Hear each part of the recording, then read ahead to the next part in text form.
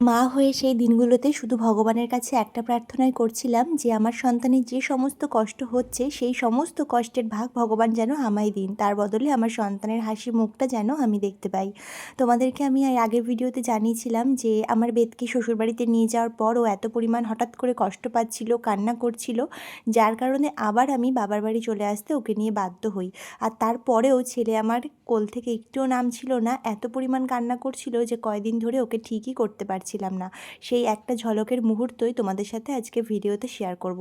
আসলে সেই কয়েকদিন তো ঠিকঠাক ভিডিও শ্যুট করা হয়নি, না হলে তোমরা দেখতে পারতে যে বেদ কতটা পরিমাণ কষ্ট পেয়েছে ওই দিনগুলোতে। তোমরা তো বরাবরই দেখেছো আমি বেদকে কিন্তু ওর বিছানায় শুইয়ে দিয়ে তারপরে ওকে ওষুধ খাওয়াই। আগে আগে তো ওষুধগুলো ফেলে দিত, কিন্তু এখন কিন্তু ব্যাপারটাকেও বেশ এনজয় করে। ওর যদি ভালো লাগে ও কিন্তু ওষুধটা সুন্দরভাবে খেয়েও নেয়।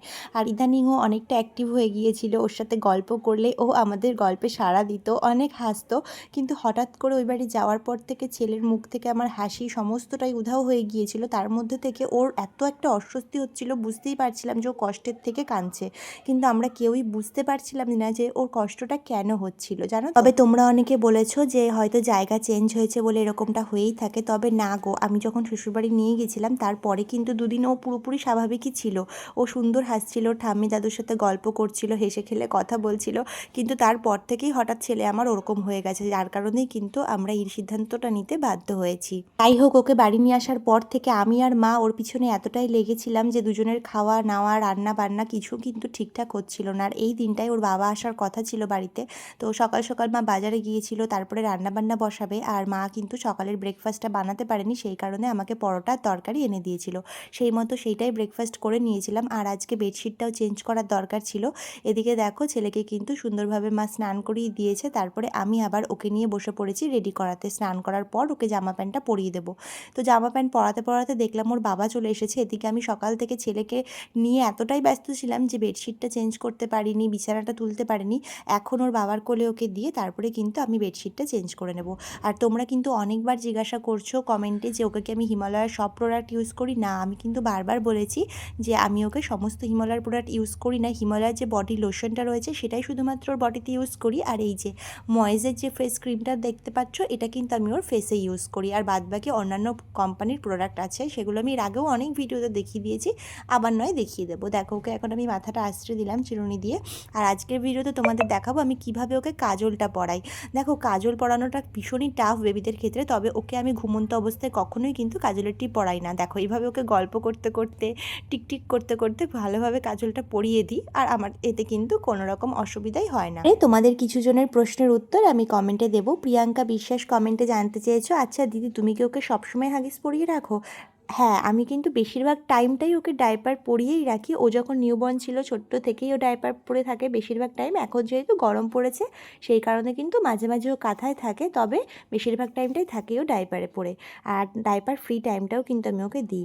অন্তরা দাস কমেন্টে জানতে চেয়েছো ডেলিভারির পর নর্মাল পিরিয়ড কবে থেকে স্টার্ট হয়েছিল? আমার 16 ডিসেম্বর ডেলিভারি হয়েছে, এখনও অবধি কিন্তু আমার পিরিয়ড স্টার্ট হয়নি। আচ্ছা, চিত্রা দাস কমেন্টে জানতে চেয়েছো যে বেবিকে কি অল টাইম ডাইপার পরাও? এটার আনসার আমি দিয়েই দিলাম। অঞ্জলি রয় জানতে চেয়েছো দিদিভাই বাবু পেটে থাকতে তোমার কি বমি হতো? আমার ওই 4 থেকে 5 দিন মতো বমি হয়েছিল, তারপরে কিন্তু আর হয়নি। আগের ভিডিওটা দেখে একজন বন্ধু মনীষা দলুই কমেন্ট করেছিল দিদি খোলা চুলে সিঁদুর পড়তে নেই। হ্যাঁ হ্যাঁ, আমি কিন্তু এটা জানি, আমার কিন্তু চুলের পেছনে ক্লিপ দেওয়া ছিল, সেটা হয়তো তুমি খেয়াল করোনি। তপন অনিমা বলেছো অনেক অনেক সুন্দর ভিডিও দিদি, থ্যাংক ইউ গো। রূপালীবালা বলেছো যে ডেলিভারি আমার কত উইক্সে হয়েছে? আমার 37 উইক্স 5 ডেজে ডেলিভারি হয়েছে। পিয়ালি পল বিশ্বাস এই কমেন্টটা করেছো যে ব্রেস্ট ফিডিং তো করাও বেদকে প্রথম থেকে, বেদ কি বারবার পটি করে? তোমার বেবির 1 মান্থ হয়েছে ও বারবার পটি করে, এটা একদম নর্মাল। আমার বেবি কিন্তু 2 মান্থ অবধি দিনের বেলা অনেকবার পটি করতো, রাত্রেবেলাও অনেকবার পটি করতো। 2 মাসের পর থেকে কিন্তু ওর পটিটা কমে গেছে, এখন 1 দিন 2 দিন কি 3 দিন বাদ বাদ ও পটি করে। প্রীতি বলেছো দিদিভাই আমি তো মা হতে চাই কিন্তু পারছি না, আমি কি ইনবক্সে তোমাকে SMS করবো? দেখো এই ব্যাপারে আমি কি বলবো তোমাকে, তুমি একজন ডাক্তারের সাথে কনসাল্ট করো, উনি কিন্তু ভালো পরামর্শ তোমাকে দিতে পারবে। স্বর্ণালী শীল বলেছো আমারও টিনের মধ্যে যে বৃষ্টির আওয়াজ হয় সেটা ভীষণ ভালো লাগে। হ্যাঁ, আমারও কিন্তু খুব ভালো লাগে। সোমা রাউত বলেছ তোমার বেবির বয়স কত? আমার বেবির বয়স এখন 3 মাস পূর্ণ হয়ে 4 মাসে পড়েছে। চিত্রা দাস বলেছ সিজারের পর কি সেলাইয়ের ওপরের অবশ থাকে? প্লিজ রিপ্লাই দিও। না, এরকম কোনো ব্যাপার নয়। এখন কিন্তু সেলাইয়ের ওপর আমার অবশ মোটেও লাগে না। তারপরে চলো, যেহেতু আমার হাজব্যান্ড এসেছিলো সেই কারণে বাড়িতে কী কী রান্নাবান্না হয়েছিল তোমাদেরকে দেখাই। রয়েছে গরম গরম ভাত, মাছের মাথা দিয়ে মুগের ডাল, তার সাথে হয়েছিল আলু ভাজা, আর তার সাথে হয়েছিল চিকেন কষা আর আলুর চিপস। শেষ পাতে খাওয়ার জন্য হাজব্যান্ড নিয়ে এসেছিল টক দই। টক দই আমার কিন্তু ভীষণ পছন্দের, জানো তো। তো যাই হোক, আমরা এখন খাওয়া দাওয়া করে নিই আর ভিডিওটা এখানেই শেষ করলাম। তোমাদের কিছু জানার থাকলে অবশ্যই কমেন্ট করো। দেখা হবে অন্য কোনো ভিডিওতে। টাটা।